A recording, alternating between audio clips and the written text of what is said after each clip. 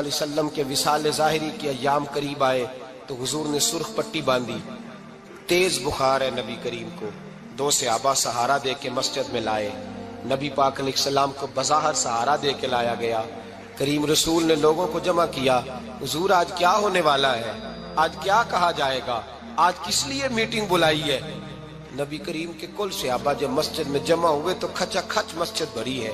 وصال ظاہری سے چند یوم پہلے کی بات، نبی پاک نے فرمایا آج تمہیں کوئی جہاد کی ترغیب نہیں دینی، آج کوئی نیا پیغام نہیں دینا، آج تمہیں بتانا ہے کہ رب نے اپنے بندے کو اختیار دیا ہے، چاہے تو دنیا میں رہے، چاہے تو اس کی بارگاہ میں حاضر ہو جائے۔ اس عبد نے بارگاہ ربوبیت کی طرف لوٹنے کا ارادہ کر لیا ہے۔ حضرت صدیق اکبر رونے لگے تو صحابہ نے کہا تمہیں کیا ہوا؟ کہنے لگے سمجھ نہیں رہے، کسی کی بات نہیں کر رہے، نبی پاک تو اپنی بات فرما رہے ہیں، اس نے جانے کا ارادہ کر لیا۔ سنیے میرے بھائی، محبوب پاک نے فرمایا بھائی کسی شخص کو میری طرف سے کوئی تکلیف پہنچی ہو تو بدلہ لے سکتا ہے، بدلہ لے سکتا ہے، کسی کو تکلیف پہنچی ہو۔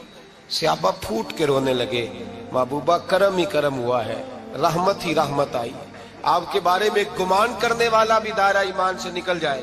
حضور آپ کیا فرما رہے ہیں؟ فرمایا نہیں بھئی اٹھو۔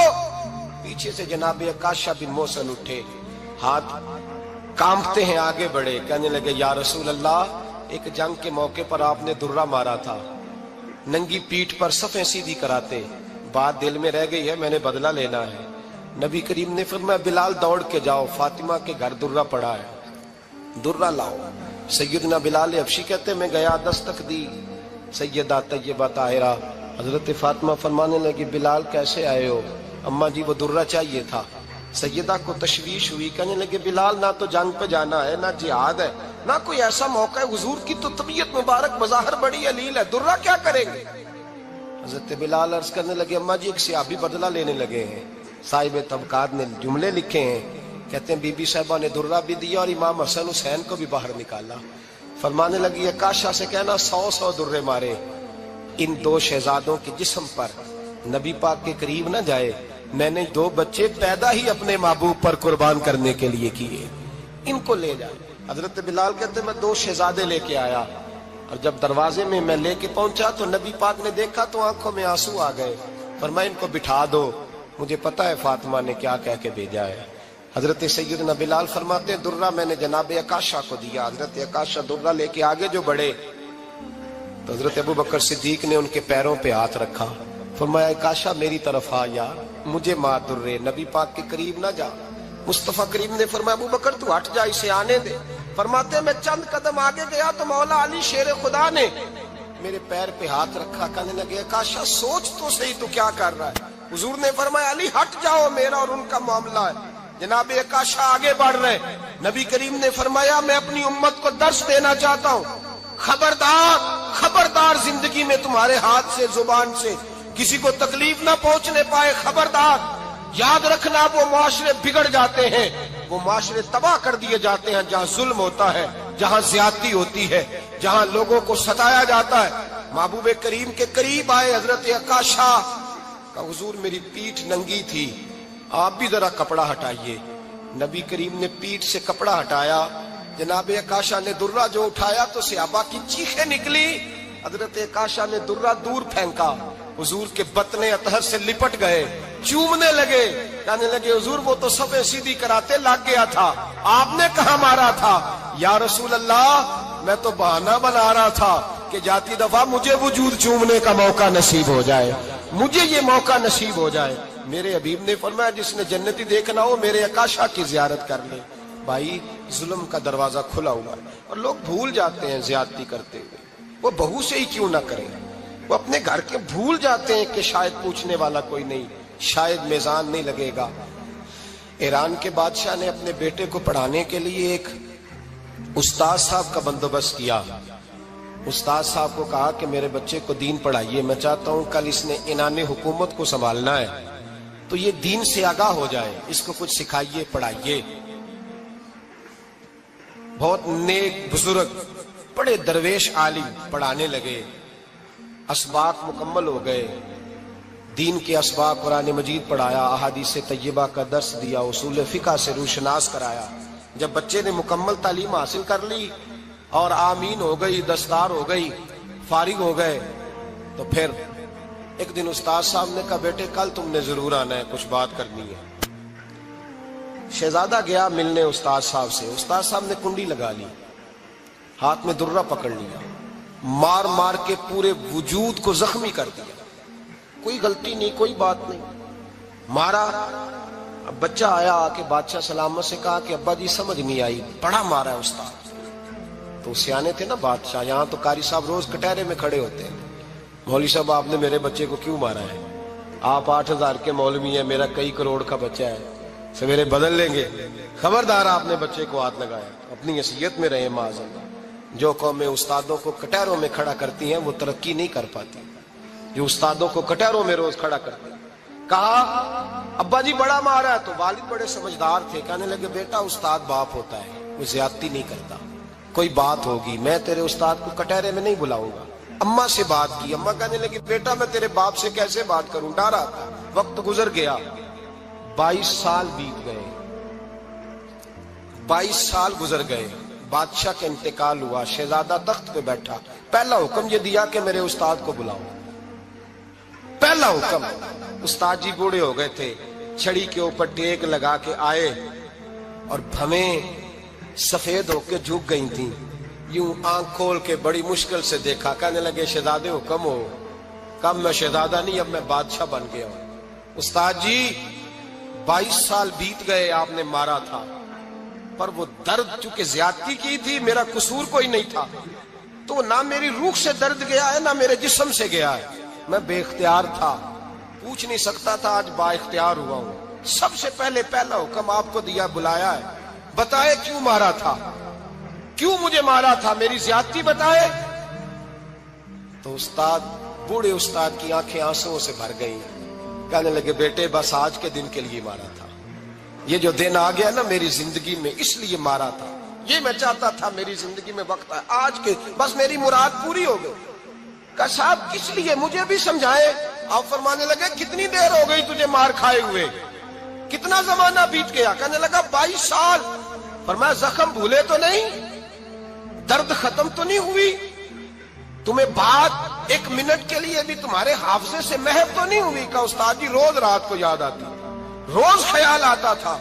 استاد کہنے لگے بھائی تو بے اختیار تھا، پوچھ نہیں سکا، 22 سال تجھے یاد رہا، مجھے پتا تھا تو ایک دن حکمران بنے گا، میں نے تجھے اس لیے مارا تھا کہ بیٹے یاد رکھنا، کسی پہ ظلم نہ کرنا، اگر تجھے 22 سال تک یاد رہا ہے تو جس پر تو ظلم کرے گا اسے بھی قیامت تک یاد رہے گا، اور یہ یاد رکھنا تو آج با اختیار ہوا تو تو نے مجھے بلا لیا ہے، قیامت کے دن غریب با اختیار ہو جائیں گے، مظلوم با اختیار ہو جائیں گے، وہ با اختیار ہوں گے، للہ الواحد القہار، رب کریم کی بارگاہ کے اندر ان کا اختیار ہوگا، اکیلے اللہ کی حکمرانی ہوگی، پھر وہ بلائیں گے بڑے بڑے کج کلاہ، دنیا میں جن کی پگڑیاں اونچی تھی وہ سر جھکائے کھڑے ہوں گے، دنیا میں جو ڈکٹیٹر بنتے تھے ان کی پشتیں لال ہوں گی، ان کو غدار لکھا جائے گا، قیامت تک نہیں بھولے گا۔ ظلم کرنا تو سوچ سمجھ کے کرنا، اتنا کرنا جتنا تم سہ سکتے ہو، اتنی زیادتی کرنا جتنی قیامت میں تم برداشت کر سکتے ہو۔ میرے نبی کریم صلی اللہ علیہ وسلم نے فرمایا ظلم سے بچو، یہ قیامت کے اندھیروں میں سے ایک اندھیرا ہوگا، زندگی میں زیادتی نہ کریں، اگر تھوڑی دیر کے لیے کوئی چیز برداشت کر جائیں گے تو وہ فائدہ دے جائے گی، کچھ دیر کے لیے اگر سہ جائیں گے تو نفع مل جائے گا، سہنے کی کوشش کریں لیکن زیادتی نہ کریں، نظر کو، سوچ کو، ذہن کو پاک رکھیں، اور میرے بھائی زندگی پوری ظلم سے بچیں، زیادتی سے بچیں۔ امیر المومنین حضرت جناب سیدنا عمر فاروق رضی اللہ تعالیٰ عنہ رات گھر میں تھے تو رونے لگے، بڑی دیر تک روتے رہے، والدہ اٹھی تو صاحبزادے سے کہنے لگی پتہ کرو تمہارے باپ کو کیا مسئلہ ہے۔ شہزادے آئے، کہنے لگے امیر المومنین والد گرامی کیا ہوا؟ تو حضرت عمر فاروق کہنے لگے بیٹا اپنی اماں کو بلاؤ۔ والدہ آ گئی، کیا بات ہے، کچھ طبیعت خراب ہے تو حکیم کا بندوبست کیا جائے۔ تو حضرت عمر کہنے لگے کچھ بھی نہیں، آج مسجد سے نکلا ہوں تو نبی پاک کے صحابہ میری تعریفیں کر رہے تھے۔ یہ حضرت فاروق اعظم کے وصال کے قریب کے دن ہے، تعریفیں تو حضرت یہ رونے کی بات ہے کہ خوش ہونے کی؟ آپ فرمانے لگے نہیں، سوچتا ہوں बाहर तो मैं अच्छा रहा हूं, पता नहीं घर में ही कोई ज्यादती ना हो गई हो, पता नहीं तुम्हारे साथ भी मेरे मामला ठीक थे कि नहीं। सहाबा तो तारीफ करते हैं, रो रहा हूं तुम्हारी वजह से ना उलझ जाऊं, बीवी ही ना कहे मेरा हक ही अदा नहीं किया। ये लफ्ज कहते कहते पहाड़ है ये शख्स, कैसरो किसरा कांपते हैं। हजरत उमर रो पड़े, बीबी से कहने लगे मुझे अल्लाह की रजा के लिए माफ नहीं कर देती, मेरे ऊपर बोझ था उम्मत का, मैं सारी रात मदीने की गलियों में फिरता था, दिन सारा मस्जिद में गुजरता था, मैं तुझे वक्त नहीं दे पाया, माफ नहीं कर देती। तो ज़ौजा कहने लगी नहीं उमर, मैंने भी जिंदगी में अपना कोई सुख चैन नहीं देखा, कोई चाव पूरा नहीं किया, मैं कैसे माफ कर दूं, मैं नहीं माफ करती। हजरत उमर जमीन पे बैठ गए, रोने लगे, कहने लगे चल माफ कर दे। कहने लगी एक वादा करो, कयामत के दिन रब करीम की बारगाह में मेरी सिफारिश करोगे, अल्लाह की बारगाह में अर्ज करोगे कि अल्लाह अच्छी थी, मुझे कपड़े धो के देती थी, रोटी पका के देती थी, मेरी इज्जत की मुहाफिज थी। जनाब उमर कहने लगे तेरे साथ वादा है, रब अपने फजल से उमर को जन्नत देगा तो उमर तुझे जन्नत में साथ लेकर के जाएगा, तेरे साथ वादा है। अरे भाई, जिनके दिलों में एहसास था कि हमसे कोई ज्यादती ना हो जाए किसी जगह, वो तो यहाँ तक मामला करते थे, यहाँ तक उनका ख्याल रहता था। अजीजों, एक तो नजर में हया पैदा करें, वालिदैन की बहुत बड़ी जिम्मेदारी है। लाखों बच्चे मर्जी की शादियां कर रहे हैं, हजारों घर उजड़ रहे हैं, ये वो वाला जहर है जो हर घर में तेजी से फैलता चला जा रहा है। पहले हम कहते थे कि बच्चा बाहर ना निकले, अब कहते हैं अल्लाह कहीं मोबाइल लेके तन्हा ना बैठ जाए, कहीं तन्हा ना बैठ जाए, क्या बनेगा इसका अगर ये गंदगी और ये ऐसा नशा है जो उजाड़ के रख दे। बुखारी शरीफ में हदीस है, काज़ी अय्याज़ मालिकी रहमतुल्लाह अलैह ने बड़ी तफसील से लिखी है, रावी हज़रत अनस बिन मालिक हैं। एक बंदा बड़ी दूर से आया नबी पाक सल्लल्लाहु अलैहि वसल्लम की ज़ियारत के लिए, बड़ी दूर से।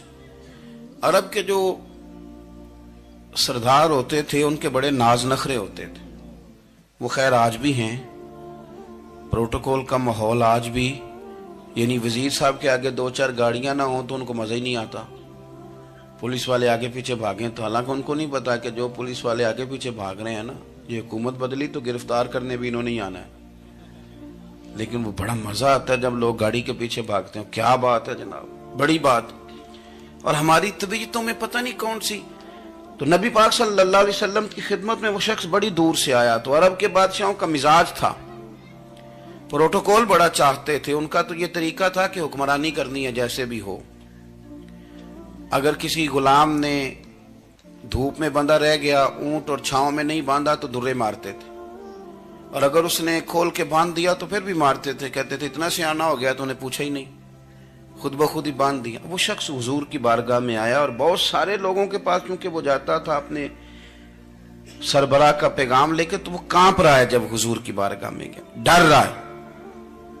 अब जरा बात को समझना, नबी पाक सल्लल्लाहु अलैहि वसल्लम ने उससे फरमाया क्यों डरते हो, सादा आदमी है, देहाती है, बद्दू है। अल्लाह के रसूल ने थप की दी, क्यों क्यों डरते हो? तो कहते हुजूर मुझे आदाब नहीं आते और मुझे डर आता है, कोई बात अगर ऐसी हो गई, आप मदीने की हुकूमत के सरबराह हैं, तो कहीं आप नाराज ना हो जाएं। हजरत अनस बिन मालिक फरमाते हैं बात कहाँ की थी, पहुंच कहाँ गई।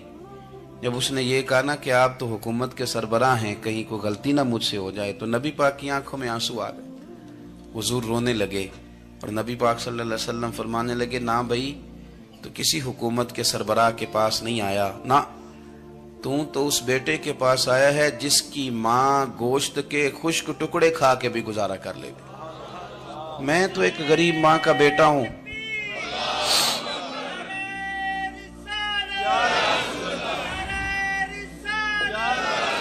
भाई अगर आपका ये ज़ौक बन जाए, देखो ना आज तो लोग भूल जाते हैं ना, कपड़े बदल लेते हैं तो वो समझते हैं कि शायद सारा कुछ ही बदल गया, यानी गांव से आकर पढ़ने वाले भूल ही गए हैं कि किसकी माँ ने कितना जेवर बेचा था। लोग भूल जाते हैं चीज़ों को, अपने माजी को याद रखें, आप लोगों के साथ प्यार करें, आप लोगों को मौका दें, आप थोड़ी सी और कोशिश करें उस शख्स तक जाने की जो आपको मायूस नजर आ रहा है, परेशान नजर आ रहा है। ये हमें मिला।